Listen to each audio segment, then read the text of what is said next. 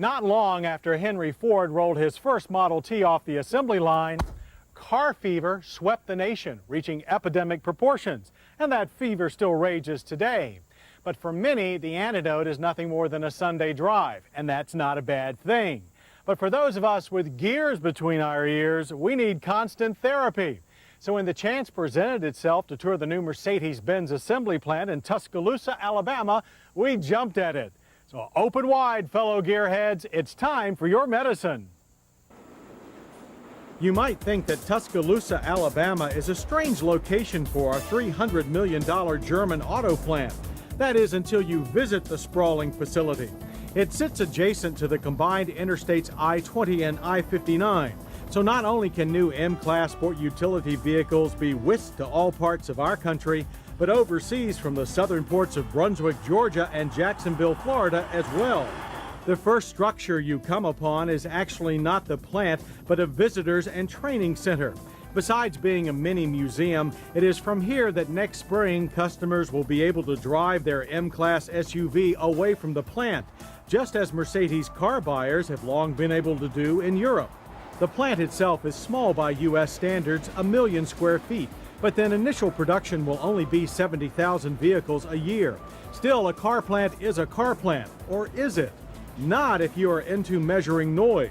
Although the day we visited the line was running slowly, this is still an amazingly quiet facility which should cut down worker fatigue and heighten quality.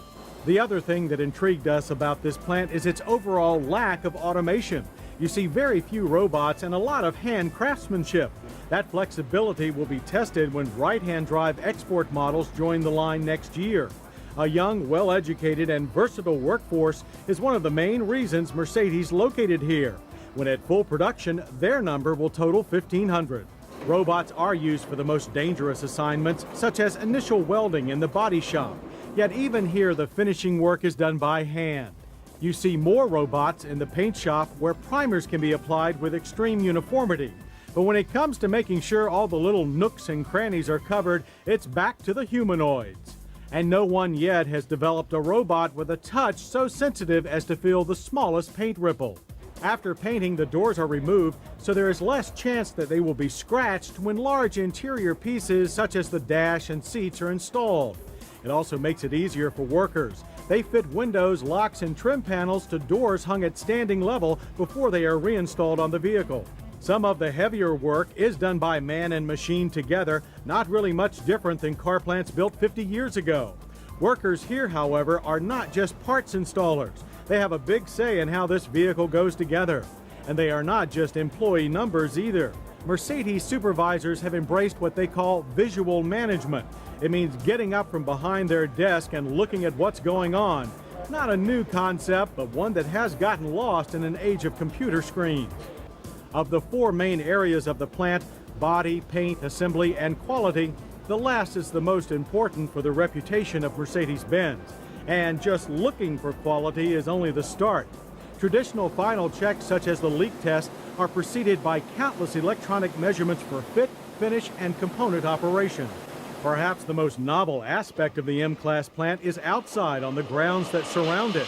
Mercedes has a small but elaborate test track facility for active quality control. Beyond that is a surprisingly difficult but very compact off-road course. It consists of narrow wooded trails, steep inclines, and plenty of Alabama mud, as well as a series of carefully designed obstacles that demonstrate M-Class off-road abilities. When on-site delivery begins, customers will also be able to try their hand at the course. Guided by instructors, they'll be exposed to the true capabilities of the M-Class, even if they never get to use them. As for the future of the M-Class plant, right now Mercedes-Benz is mum on expansion plans. But since the current facility uses only about 20% of the 966 acres available, it's a good bet that growth will come.